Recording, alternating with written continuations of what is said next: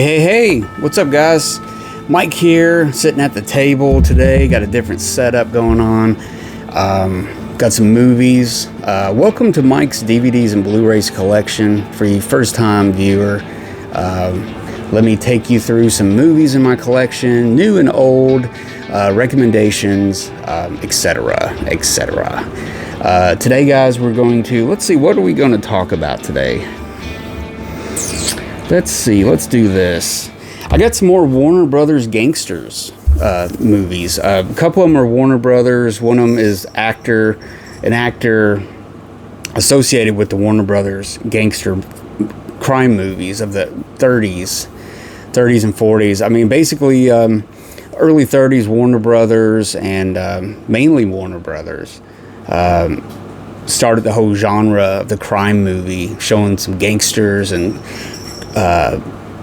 FBI fighters and police, fighting crime, and I call them the gangster flicks, and they pretty much went through the 30s, and then that kind of morphed into film noir, with the more serious drama added to it.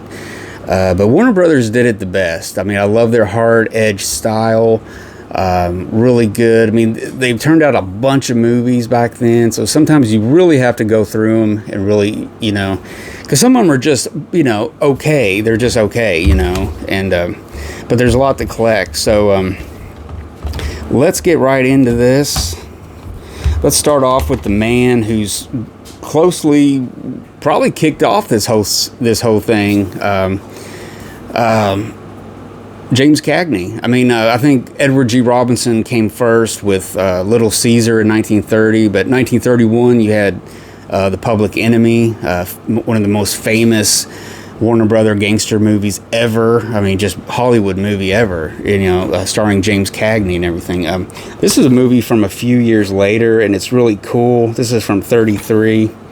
This is Lady Killer, and this has got Mae Clark, Margaret Lindsay, Leslie Fenton in it. This is the one where he gets irritated with Mae Clark and pulls her hair, kind of pulls her out of the room by her hair. He famously put the grapefruit in her face in The Public Enemy and stuff. So I think it was kind of a riff on that. Like, what can I do to Mae Clark in this movie? But yeah, The Lady Killer, super cool movie. It's got a lot of style. I really like The Lady Killer. It's awesome. It pairs well, I think, with The Public Enemy. And stuff. It's got a little more comedy in this one, though. But yeah, it's his picture is on magazine covers. His name is in lights. Ex-con artist Dan Quigley is doing all right in this movie racket. He's a big man in Hollywood, but his criminal past resurfaces, and he could end up in the big house.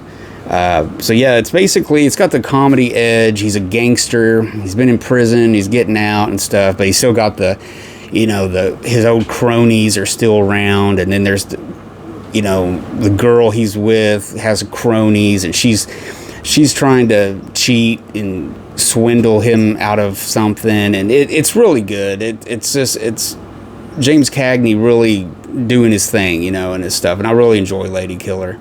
But yeah, he did a few of these, like with it's got a little comedy tinged in it, but I still throw it in there as gangster. These are just, or let's just say they're the Warner Brothers, early Warner Brothers, crime stuff, whatever you want to call it. But anyway, there you go, Lady Killer. Next up, this is starring. Now the next 4 movies is going to have one of the same actors in it and stuff. But this is a movie that I recently saw. I hadn't ever seen it before. It stars Edward G. Robinson, and it is called Brother Orchid. And this movie is pretty cool. It's got Humphrey Bogart in it, and that's who we're talking about. So the next few movies are going to have Humphrey Bogart in it. But there's an actor I want to kind of spotlight in this, a supporting actor that was in a lot of movies, especially at Warner Brothers. Alan Jenkins, and he always kind of played third in command kind of thing. He was kind of the the right hand man of somebody, or you know, he was a really good supporting actor. I mean, he had a long career in there and stuff. So he's always fun in a lot of movies. He's one of my favorite supporting actors. But yeah, Brother Orchid, I believe it came out in 1940. So we're nearing the end of this whole kind of series and time at Warner Brothers. This is with lots of spiffy patter and a colorful array of underworld types. Brother Orchid spoofs the gangster genre as it serves its most hard-boiled crime icon, Sunny Side Up, Edward G. Robinson. He plays a racketeer who poses as Brother Orchid. He's kind of like a priest or a monk at a monastery. When a turf war gets too hot, Humphrey Bogart, on the verge of his own stardom with the Maltese Falcon, again plays a second banana with a gun to Eddie G. His ideals about taking over his mob and Ann Sothern is delightful as a scatterbrain, devoted gangster doll, mall, or whatever you want to call it. But yeah, it's got Ann Sutherland, Humphrey Bogart, Donald Crisp, Ralph Bellamy, and of course Alan Jenkins. But yeah, it's pretty cool. It's kind of poking fun at itself, and I like that they can do that. They can spoof their own thing and not take it too serious at this point. But yeah, Brother Orchid. The next year, Humphrey Bogart would do the Maltese Falcon, and then the rest is history for him. He became a Hollywood icon after that. But yeah, Brother Orchid. It's one of those. I've heard about it, but I'd never seen it. Now here's a movie. I finally got a copy of it. This recently came out on Blu-ray, but I had bought this before the Blu-ray was announced. I mean, literally like a week before. I've done this like numerous times in the past year, but I wanted to watch it. I got this for nothing really, and they put it out on Blu-ray, Warner Archive. But this is one of the best. This is one of the best movies out of these crime movies. Directed by Michael Curtiz. Music by Max Steiner. This is Angels with Dirty Faces. One of the best of the Warner Brothers movies. It's up there with the best. James Cagney, Pat O'Brien, Humphrey Bogart, and then it's got the Dead End Kids, which they were a group of like teenage boys that were kind of ruffians from the street. They're getting into adventures and stuff, and then they had their own film series for a while, but they were in a few movies known as the Dead End Kids and stuff. But yeah, Angels with Dirty Faces, one of the most famous of Warner Brother gangster movies. And this is cool because it's got the special feature on it, Warner Night at the Movies. It's got a featurette on it, and then it's got some cartoons and stuff, but it's really cool.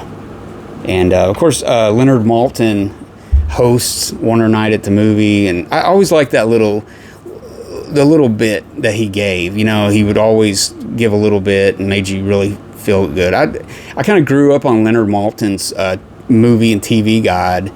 I religiously got it every year, and I think I had so many of them at one time I just quit buying them. I let a couple years go by to get updated so I could be fresh again and stuff. But yeah, he was a big part of my movie education growing up and everything. I didn't